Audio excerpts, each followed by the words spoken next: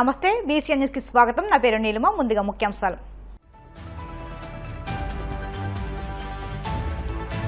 1 class 1 teacher పాఠశాలలో 33% పెంచామన్న మంత్రి Nara Lokesh.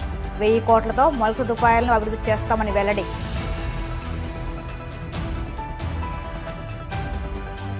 Private విద్యార్థుల కోసం కామన్ ప్లే గ్రౌండ్ సిస్టమ్ ప్రతిపాదించిన ఎమ్మెల్సీ నాగబాబు. చదువుతో పాటు ఆటలు, యోగా తప్పనిసరి చేయాలని ప్రభుత్వానికి విజ్ఞప్తి. వెనుకబడిన కులాలంటే సీఎం చంద్రబాబుకి చిన్న చూపన్న వైసీపీ మాజీ ఎమ్మెల్యే సుధాకర్ బాబు. సంక్షేమ హాస్టల్లో నాసిరకం భోజనం, దుర్భర పరిస్థితులు నెలకొన్నాయని ధ్వజం.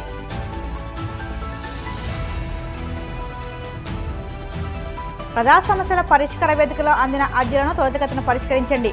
అధికారులకు పశ్చిమ గోదావరి జిల్లా కలెక్టర్ నాగరాణి ఆదేశాలు.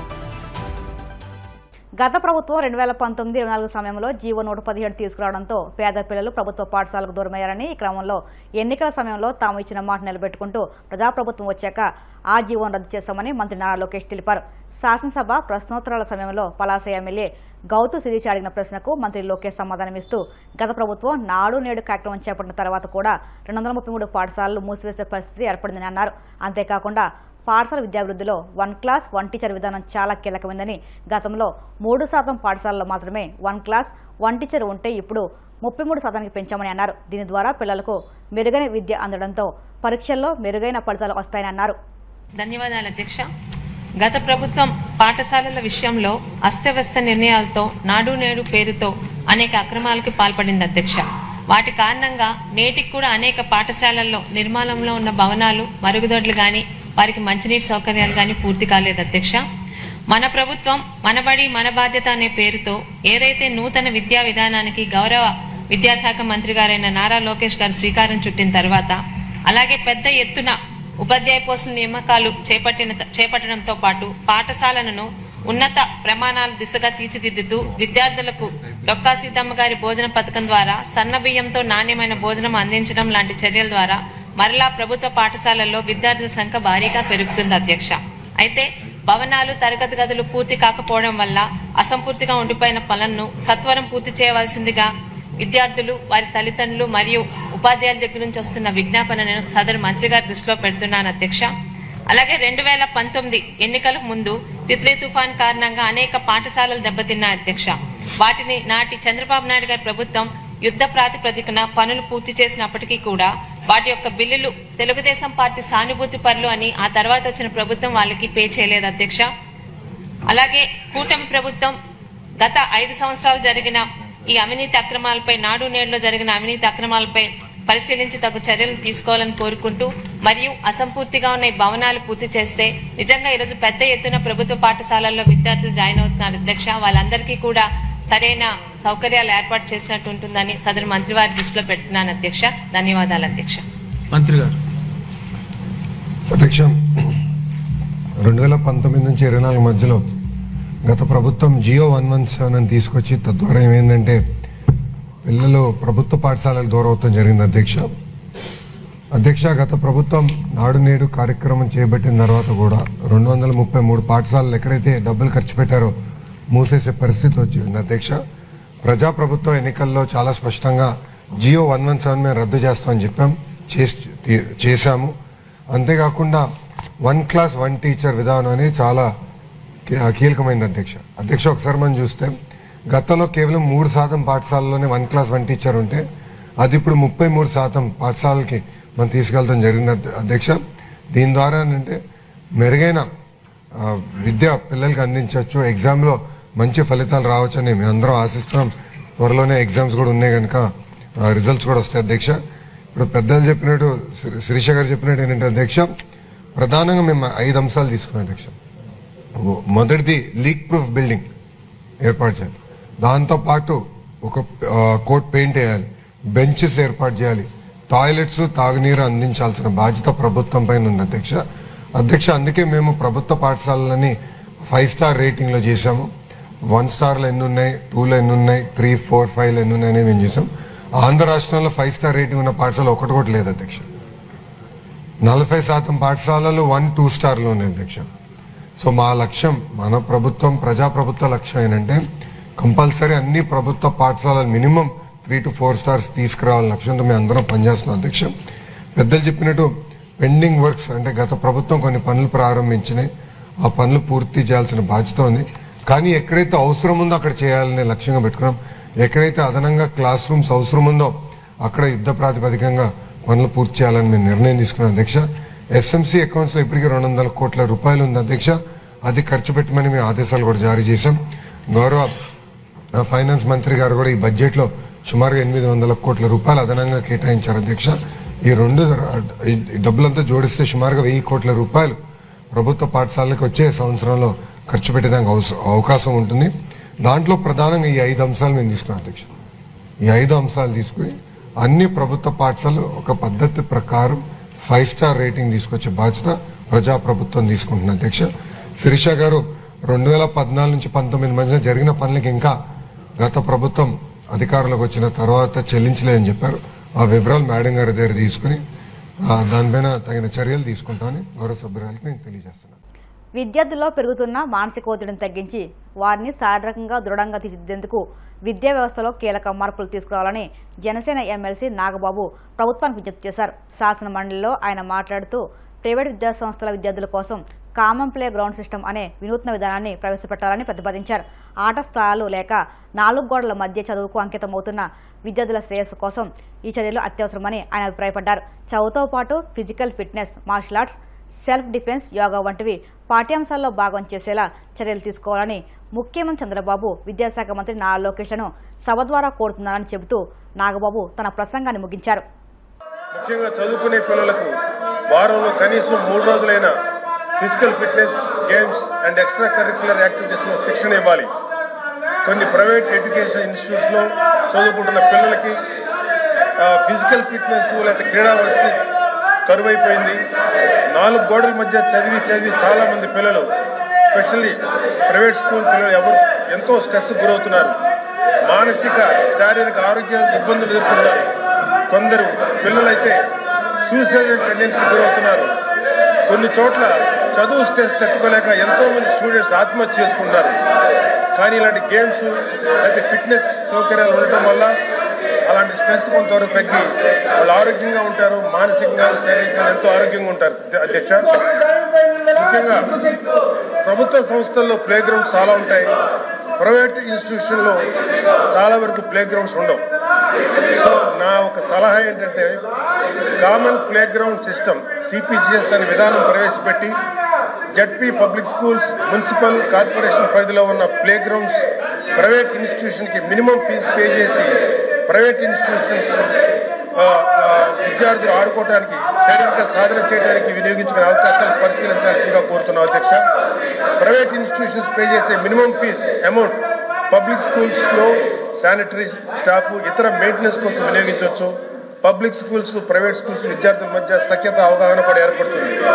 గౌరవ ప్రధాని శ్రీ నరేంద్ర మోడీ గారు కానీ, గౌరవ ముఖ్యమంత్రి శ్రీ చంద్రబాబు నాయుడు గారు కానీ, గౌరవ ఉప ముఖ్యమంత్రి శ్రీ పవన్ కళ్యాణ్ గారు కానీ ఈ పిల్లలకు స్ఫూర్తిగా నిలుస్తున్నారు.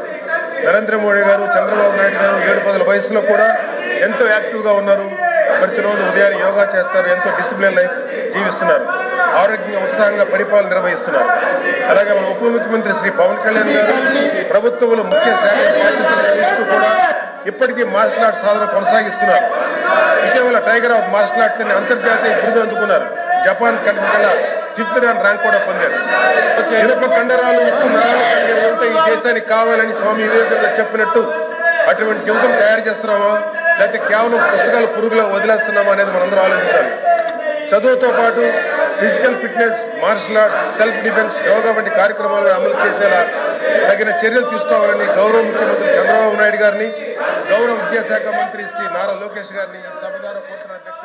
జై హింద్. వెనుకబడిన బీసీ, ఎస్సీ, ఎస్టీ మైనార్టీలంటే చంద్రబాబుకి మొదటి నుంచి చాలా చిన్న చూపని, అందువల్ల ఆయా వర్గాలకు చెందిన సంక్షేమ హాస్టళ్ల పట్ల ఆయన నిర్లక్ష్యం వ్యవహరిస్తున్నారని, అది ఖచ్చితంగా కులవివక్ష అని వైసీపీ మాజీ ఎమ్మెల్యే టీజే సుధాకర్ బాబు ఆగ్రహం వ్యక్తం చేశారు. కూటమి అధికారంలోకి వచ్చిన తర్వాత రాష్ట్ర వ్యాప్తంగా ఉన్న సంక్షేమ హాస్టళ్లలో 900 మందికి పైగా విద్యార్థులు అస్వస్థకు గురై ఆసుపత్రుల పాలయ్యారని వెల్లడించారు. జాతీయ మానవ హక్కుల నివేదిక లెక్కల ప్రకారం ఈ సంఖ్య 2019 నుంచి 3 ఏళ్ల పాటు దేశవ్యాప్తంగా జరిగిన ఘటనల కన్నా ఎక్కువని తెలిపారు. విద్యార్థుల దుర్భర పరిస్థితుల మధ్య చదువులు సాగించలేని పరిస్థితులుంటే మంత్రి లోకేష్ మాత్రం ప్రత్యేక విమానాల్లో విదేశాలు తిరుగుతూ జల్సాలు చేస్తున్నారని ధ్వజమెత్తారు. రాష్ట్రంలో 900 మంది విద్యార్థులు వివిధ సందర్భాలలో ఆసుపత్రుల పాలై ప్రాణ భయంతో త్రుటిలో ప్రాణాపాయాన్ని తప్పించుకున్న వాళ్ళు ఈ 14 నెలల కాలంలోనే 900 మంది విద్యార్థులు ఆసుపత్రి పాలయ్యారు. గత గణాంకాలలో 2019 మధ్య కాలంలో దేశం మొత్తం కూడా హ్యూమన్ రైట్స్ డిపార్ట్మెంట్ ప్రకటించిన నివేదిక అనుసారంగా 2019 సంవత్సరం మధ్య కాలంలో దేశం మొత్తం మీద 3 సంవత్సరాల కాల పరిమితిలోనే ఆ నెంబర్ లేదు. కానీ చంద్రబాబు నాయుడు గారు వారి కుమారుడు పవన్ కళ్యాణ్ ముగ్గురు ఉమ్మడిగా సాధించిన ఘన విజయం ఈ రాష్ట్రంలో ఏంటంటే కేవలం 14 నెలల కాలంలోనే అనాథనైన బిడ్డలకు, ఆ సంక్షేమ హాస్టల్లో చదువుకునే చిన్న బిడ్డలకు, గురుకుల పాఠశాలలో చదువుకునే చిన్న బిడ్డలకు, ప్రభుత్వం మీద ఆధారపడి బ్రతుకుతున్న చిన్న బిడ్డలకు పురుగులతో కూడిన భోజనాన్ని వడ్డించడం ఈ రాష్ట్రంలో చేసుకున్న దౌర్భాగ్యమైన పరిస్థితిగా మేము చూస్తూ, ప్రభుత్వానికి ఏమాత్రం సిగ్గు లేకుండా సంక్షేమ హాస్టల్ అనే అంశాన్నే నమ్మకుండా సంక్షేమ హాస్టల్ యొక్క స్ఫూర్తిని దెబ్బతీస్తూ ఆ హాస్టళ్లలో చదువుకునే బిడ్డల యొక్క సామాజిక వర్గాలను పరిగణలోకి తీసుకుని వెలివేతకు గురి చేస్తున్నాడు నారా లోకేష్ గారు. అది ఒక అంటరానితనంగా మేము భావిస్తున్నాం. నేనేం అడగటం లేదు. ఈరోజు మీరు బిల్ గేట్స్ని తీసుకొచ్చారు, మీరు కట్టని రాజధానిని చూపిస్తున్నారు, ఆకాశాన్ని అంటే ఆహార్యాలను టెలివిజన్లలో గ్రాఫిక్స్లలో మీరు నిర్మించిన రాజధాని యొక్క వివరాలను ఆ బిల్ గేట్స్ చూపిస్తున్నారు. పిచ్చి మొక్కలున్న రాజధాని ప్రాంతాన్ని సర్వాంగ సుందరంగా మార్చిపోతున్నామని చెప్పి మీరు చెప్పుకుంటున్నారు. అది జనం చూస్తున్నారు. నేను ఈ రోజున డిమాండ్ చేస్తున్నాను, ఈ రోజు ఇప్పటికిప్పుడు తాడికొండ పరిసర ప్రాంతాల్లోని సంక్షేమ హాస్టళ్లలో భోజనం టైం అయిపోయింది. సాయంత్రం భోజనం టయానికి కూడా బిల్ గేట్స్ గారు ఈ రాజధాని ప్రాంతంలోనే ఉంటారు. కాబట్టి నేను రిక్వెస్ట్ చేస్తున్నాను, నారా చంద్రబాబు నాయుడిని డిమాండ్ చేస్తున్నాను, ఆ సంక్షేమ హాస్టల్ భోజనాన్ని ఆకస్మికంగా వెళ్లి బిల్ గేట్స్ కి తినిపించాలి. బిల్ గేట్స్ తెస్తాం కాబట్టి మళ్ళీ ప్రత్యేకమైన వంటలు వండి పెట్టడం కాదు. ఏ గురుకులాలలో అన్నం తిని పాచిపోయిన చట్నీ తిని మా బిడ్డలు ఆసుపత్రులు పాలయ్యారో ఆ సంక్షేమ హాస్టళ్లలోనూ ఆ గురుకుల పాఠశాలకు సంబంధించిన హాస్టల్ యొక్క భోజనాన్ని ఎవరికి చెప్పకుండా చంద్రబాబు నాయుడికి బాగా ఇష్టమైన ప్రక్రియ అయిన ఆకస్మిక తనిఖీ రూపంలో ఆ హాస్టల్లో భోజనం పెట్టమని డిమాండ్ చేస్తున్నాం. ఒక బిల్ గేట్స్కే కాదండి, ఈ రాష్ట్ర విద్యాశాఖ మంత్రి అయిన నారా లోకేష్ గారి పుత్రుడైన దేవంశ్కి కూడా భోజనం పెట్టాలి. దేవంశ్కే కాదు, శంకర్ పవనోవిచ్ పవన్ కళ్యాణ్ గారి కుమారుడికి కూడా ఆ పాచిపోయిన ఇడ్లీ, ఆ కుళ్ళిపోయిన చట్నీ భోజనం పెట్టాలి. బయట పిల్లలకు ఈ రాష్ట్ర ప్రభుత్వం చూపిస్తున్న వికృతమైన న్యాయాన్ని మన బిడ్డల దాకా వస్తే ఎంత బాధ కలుగుతుందో అని చెప్పటమే మా ఉద్దేశం. బయట పిల్లలకు ఒక న్యాయం, మన బిడ్డలకు ఒక న్యాయం ఉండకూడదు కదా. ప్రభుత్వం చే నిర్వహించబడుతున్న హాస్టళ్లలో నాణ్యమైన పరిశుభ్రమైన భోజనాన్ని గత ప్రభుత్వంలోని వైఎస్ జగన్మోహన్ రెడ్డి గారి యొక్క ప్రభుత్వం అనగా మా ప్రభుత్వం నిర్వహించినప్పుడు గోరుముద్దతో వేల కోట్ల రూపాయల నిధులను కేవలం మిడ్ డే మీల్స్ కోసమే ఖర్చు పెట్టిన జగన్మోహన్ రెడ్డి గారి యొక్క పరిపాలనకు వారంలో రోజుకి ఒక మెనూ చొప్పున సోమవారం ఒక మెనూ, మంగళవారం ఒక మెనూ పెట్టిన వారు రూపొందించిన మెనూ ఏమైంది చంద్రబాబు నాయుడు గారు అని అడుగుతున్నాం. మా మీద ఎట్లాగో నువ్వు కక్షపూరితమైన వ్యవహార శైలితో ఉన్నావనేది సుస్పష్టమైపోయింది. చివరికి మా నెక్స్ట్ తరాలకు, ఆ చిన్న బిడ్డలకు 5వ తరగతి 6వ తరగతి 7వ తరగతి 1వ తరగతి చదువుకున్న చిన్న బిడ్డల మీద కూడా నీ అంటరానితనాన్ని, కుల వివక్షతని చూపించే విధానాన్ని చూసి పూర్తిగా మేము ఖండిస్తున్నాం నీ వైఖరిని, విధానపరమైన వ్యవహార శైలిని. నేను మళ్ళీ డిమాండ్ చేస్తున్నాను, ఆ సంక్షేమ హాస్టల్లో గురుకుల పాఠశాలల్లో చిన్న బిడ్డలకు పెడుతున్న భోజనాన్ని ఈరోజు మీరు తీసుకొచ్చిన అతిథైన బిల్ గేట్స్కి పెట్టాలి, నారా లోకేష్ గారి కుమారుడైన దేవంశ్కి పెట్టాలి, పవన్ కళ్యాణ్ గారి కుమారుడైన పవనోవిచ్కి పెట్టాలి. ఏం తప్పే ఉంది? ఉచితంగా పెడుతున్న భోజనం కాదు, ప్రభుత్వం యొక్క నిధులతో హాస్టల్లో పెడుతున్న భోజనాన్ని మీరు ఏ కాంట్రాక్టులకు ఇచ్చారో, గత ప్రభుత్వంలో ఉన్న కాంట్రాక్టులు ఈరోజు ఎందుకు లేరో, నిన్న కేటాయించిన బడ్జెట్ కేటాయింపులలో సాంఘిక సంక్షేమ శాఖకి మీరు కేటాయింపులు ఎంత చేశారు, ఆ పాఠశాల నిర్వహణకు ఎంత ఖర్చు పెట్టారో సవివరంగా చెప్పమని వైఎస్ఆర్ కాంగ్రెస్ పార్టీ డిమాండ్ చేస్తుంది. పశ్చిమ గోదావరి జిల్లా భీమవరం కలెక్టరేట్ పీజీఆర్ సమావేశ మందిరంలో నిర్వహించిన ప్రజా ఫిర్యాదుల పరిష్కార వ్యవస్థ కార్యక్రమంలో జిల్లా కలెక్టర్ చదలవాడ నాగరాణితో పాటు joint collector T Rahul Kumar Reddy, DRO B Sivanarayana Reddy, జిల్లా స్వర్ణగ్రామం స్వర్ణ వార్డు అధికారి వై దోసిరెడ్డి, జిల్లా సర్వే అధికారి కె జాషువా, డిపిఓ ఎం రామనాథరెడ్డిలు జిల్లాలో పలు ప్రాంతాల నుండి వచ్చిన ప్రజల నుంచి ఫిర్యాదులు స్వీకరించారు. ఫిర్యాదుదారులు కలెక్టర్ నాగరాణి ఇతర అధికారులకు నేరుగా తమ సమస్యలను విన్నవించుకున్నారు. ఈ సందర్భంగా కలెక్టర్ మాట్లాడుతూ ప్రతి ఫిర్యాదును సంబంధిత అధికారులు క్షుణ్ణంగా పరిశీలించి త్వరితగతిన పరిష్కారం చూపాలని ఆదేశించారు.